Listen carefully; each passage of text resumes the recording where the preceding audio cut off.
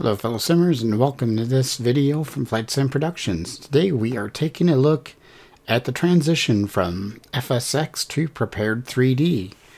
This is my first real look at Prepar3d, and I was a little apprehensive at first switching over from FSX, but then I realized that it wasn't that big of a deal. There are just a few little tweaks that you need to do if you want to put your scenery on a different hard drive. But for the most part, it's pretty simple and straightforward. You'll need to go to Prepar3d's website to check out the requirements to make sure if your PC can handle all this. And a good place to start after that is my add-ons going to work? Well, fortunately, there's a website called the skylounge.tv. That's the skylounge.tv. They have a little section there, as you can see, called the Ultimate Prepar3d V add-on Compatibility list. And the add-on compatibility list is by a member called Ivana Fly, and you can check this out. It has a great key to it. You can see what's already made the transition over, what's not, what's incomplete, what's going to be done in the future, and it's color keyed, very well done, and it's a good start to see if a good variety or a good selection of your add-ons is going to work with Prepar3d straight off the bat. A lot of these add-ons are either free, of course if you've purchased them previously, so the conversion over is free, or there may be a slight charge. You'll have to check that vendor's website to see exactly where you stand on that. All of your friends are over here now as far as weather-wise goes. We've still got Active Sky, and we've also got the Active Sky Cloud Art. That's ready to go. It runs the same as it did in FSX. We also have the FSX program itself. FTX Central, of course, Morbix works fine on it. And we're going to get Prepar3d fired up here so you can take a look at that. And then we're going to go through a lot of the interface of it so you can see how it does compare to FSX. And like I said, it's a smooth transition. I don't think you'll have much problems with it. I'm running it on an SSD as is suggested at Prepar3d's website. Of course, I guess they call it Prepar3d. They don't call it Prepar3d. Okay, here is the interface itself. And as you can see, everything is kind of right there in front of your face. You don't really have to jump around like you have to do in FSX. In the upper left here, you have the change vehicle, and Prepar3d refers to the aircraft, as FSX did, as vehicles. Because you can not only select aircraft, you can also select submersibles, and that's pretty cool. One thing I must say that I don't like as well in Prepar3d as I do in FSX is I really like the thumbnails that FSX has. In Prepar3d, everything is categorized, and you just kind of choose the airplanes from there. You choose it from a list. You can choose it from the publisher. You can choose them in a few different ways as far as alphabetical goes. This is my DC-9, and you can select and look at the different liveries. You can just scroll down, and Prepar3d does actually come with a few add-ons that are actually payware that are included in the price of Prepar3d. I'm running Prepar3d Professional, which most of you will, unless you're pilots or developers. And you can just, like I said, go through and select what you want.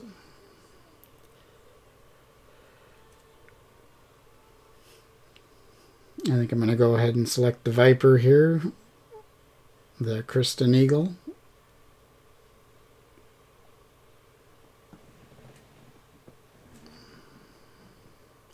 And you can see off to the right it has the description and everything else, where in FSX you have to click the description tab. You can also assign heavy to it for ATC. You can change the number on the tail. Everything is I will say that Prepared has everything right there. You don't have to click 20 different buttons to get to whatever menu you want to get to. I do like that. As far as the vehicle selection, I would like to see the thumbnails there. I really think that's neat.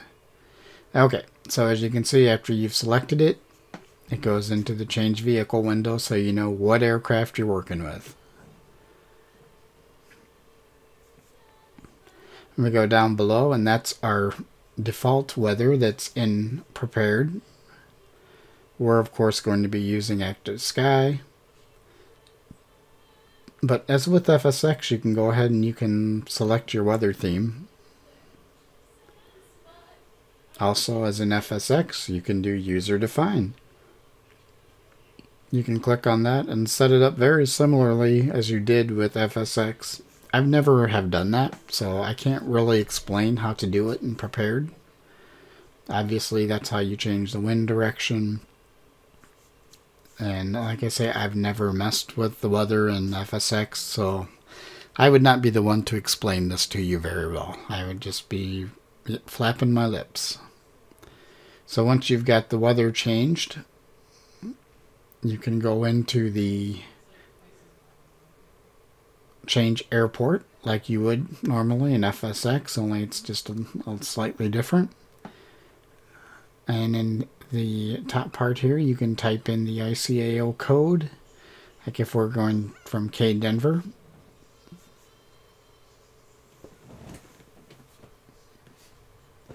You can also do like in FSX, you can go by the airport name, the city.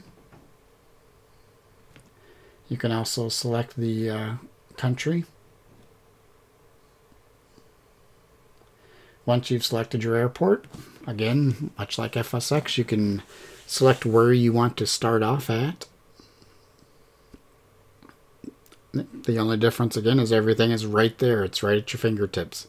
You don't have to necessarily go through a few menus to input the data that you want to use to start your flight. You can check out a map very simply. You can also set your date right there. Everything is right there. Time, season, whole 9 yards.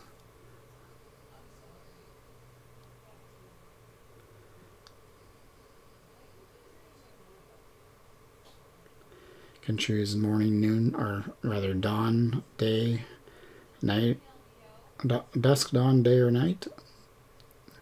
And you can change your hours either by clicking on the plus minus, or you can select the whole area there and just type in whatever time you want to start out with, like 10 o'clock or whatever. And you can reset to your system time if you want. We're going to jump back over here to the flight planner, and just like the flight planner in FSX, you're going to choose where you're going to take off from and where you're going to want to arrive at.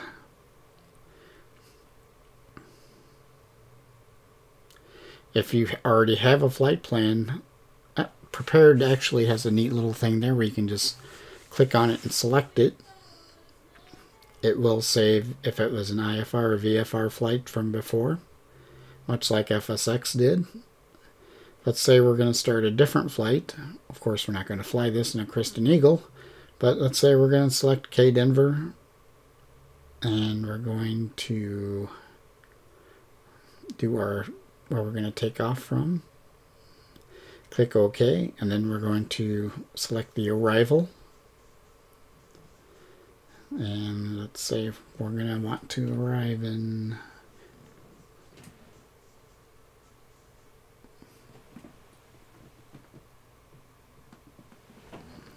that town. And we're going to select if we want it to be an IFR or VFR, direct GPS, or high or low altitude, or VOR. You can adjust your altitude by clicking the plus minus, or again, you can just put your cursor in there and select the time, and we can go ahead and save it.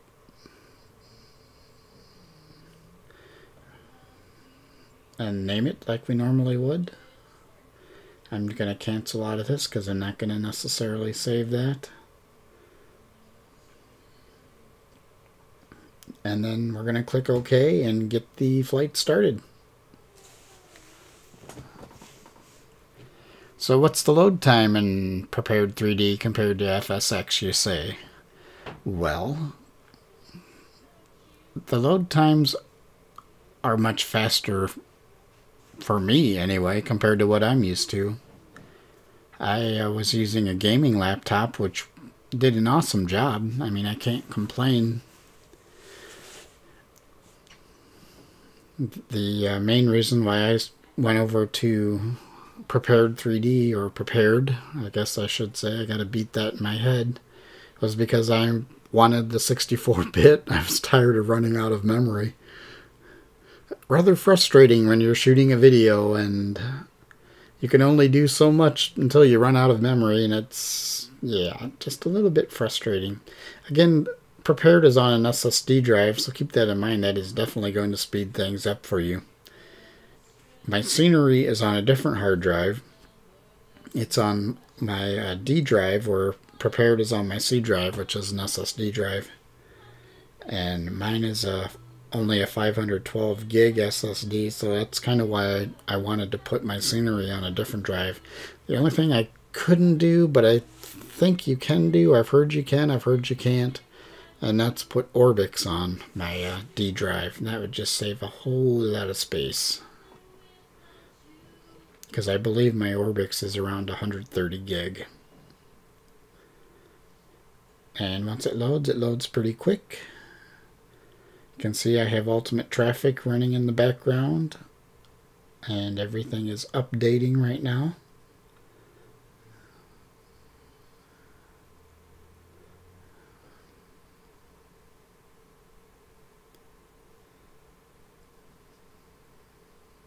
We'll go to our menus at the top. They're very, very similar. It's snowing in Denver, and that's not really cool to have your Kristen Eagle out in the snow like that, but I guess for demonstration purposes, it'll be fine.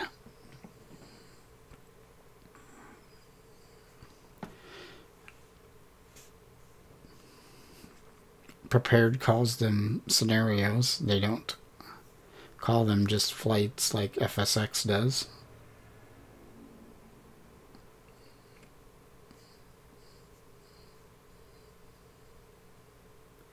And we'll go through these tabs. Again, most of this is really similar to FSX. I don't want to jump into anything that's, you know, pretty much the same. That would be kind of boring, I would think.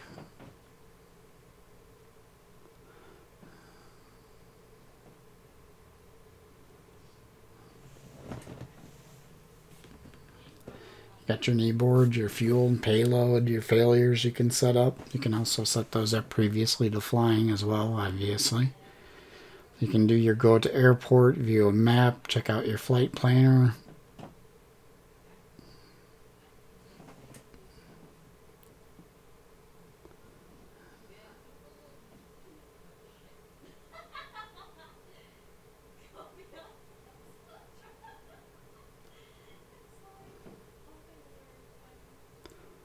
Air traffic control. I mean, I know you folks can read. I'm not going to read this to you. That'd be kind of silly of me.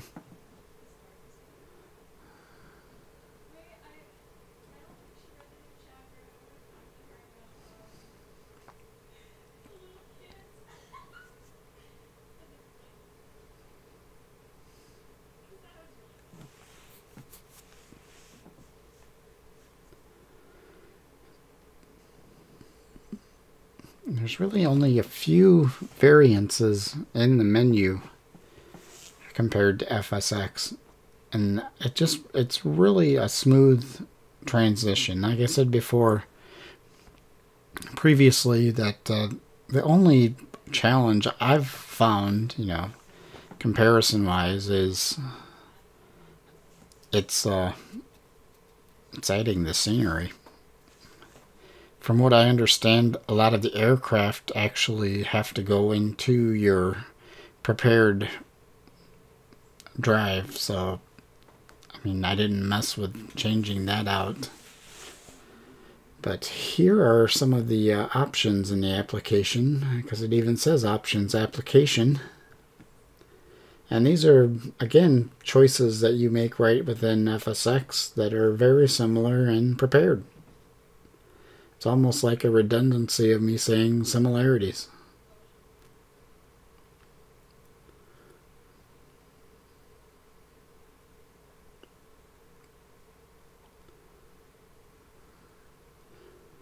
You can easily see everything all at once. That's what I do like about Prepared. Everything is right there. It's right there for you to pick and choose. It also has little like tooltip options when you hover over the different selections there. Here is your vehicle labels, you know, like you see off in the distance, DC-10, flight number N4278 or whatever. You can select that right there.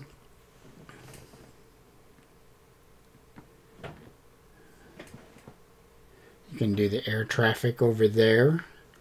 And for those of you who have never figured out how to remove all of the different little messages that you get at the bottom in the red bar, right there you go. You can just tick what you want to see or tick the box there that's in the blue highlight and select all, or tick it again to select none, and then you won't be seeing those messages, which I think is an excellent feature.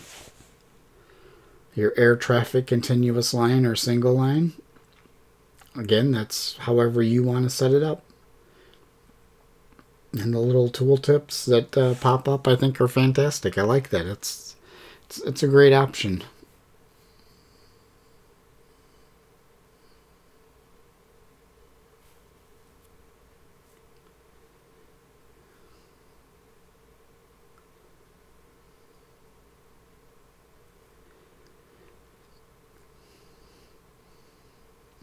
Going into your sound card, if you are using speakers or if you're using a headphone set, usually it will pick up what you're using, but sometimes you actually have to come in here and select what your version of speaker system is and your microphone.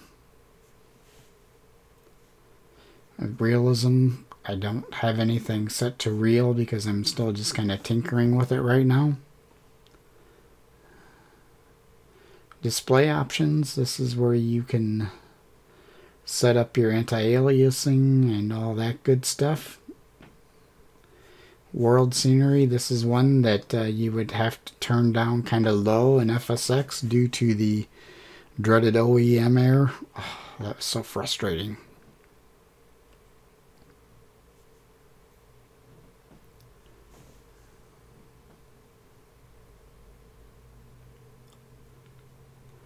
The lighting tab down here.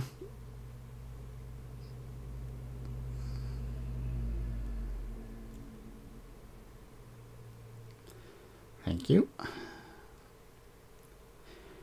The cool thing about Prepared is it has dynamic lighting, and that you'll be seeing in future videos. Right now I don't have it set to that, but as the videos start coming out, we'll be taking a look at that.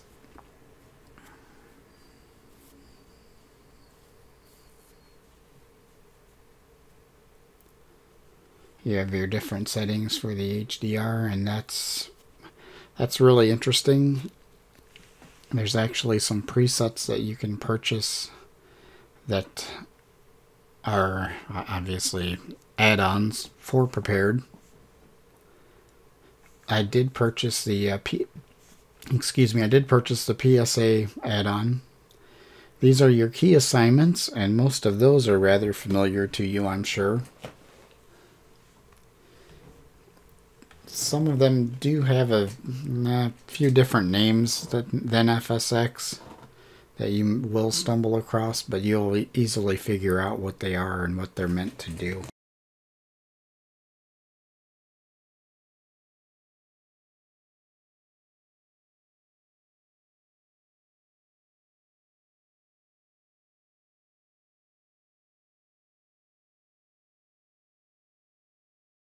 definitely don't forget to calibrate or you will have some issues.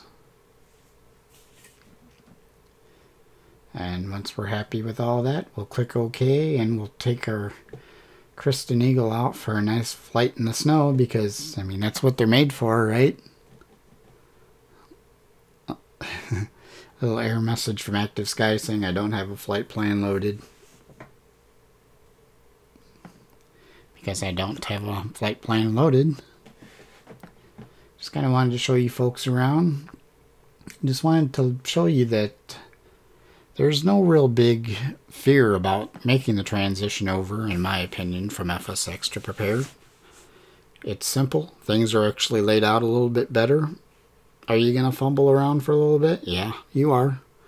But for the most part, you can set up all of your keys the same way as you have in FSX. Chase Plane can make the conversion over beautifully. Active Sky, no problem. The sceneries with Fly Tampa, there is a little bit of a different twist to that. You do have to download the new updates that are updates that you have to actually unzip and install in the proper folders, but that's simple too. They've got that to where they show you the folders, then you kind of compare the folders into your prepared setup and the subfolders. It's very simple. If you folks would like to see any videos on how to set that up, or if you'd like to see how to set up the sceneries in Prepar, just shoot me some comments below and I will see what I can do to get something going on that for you. Other than that, this is the Christen Eagle, this is Denver, and this is flying in snow because that's what the Christen Eagle is made for. Thank you for watching. I appreciate it. Don't forget to subscribe if you haven't already. That's important. That lets us know that what we're doing is what you want to see. Leave some comments below if there's any videos you'd like to see and prepared that we can possibly get out to you. And if there's any flights or anything like that, drop us a line on that as well, because we are gearing up to start making some flight videos. Again, thanks for watching. Don't forget to subscribe. Check us out on Facebook at facebook.com/FlightSim Productions. Until next time, keep your head in the clouds.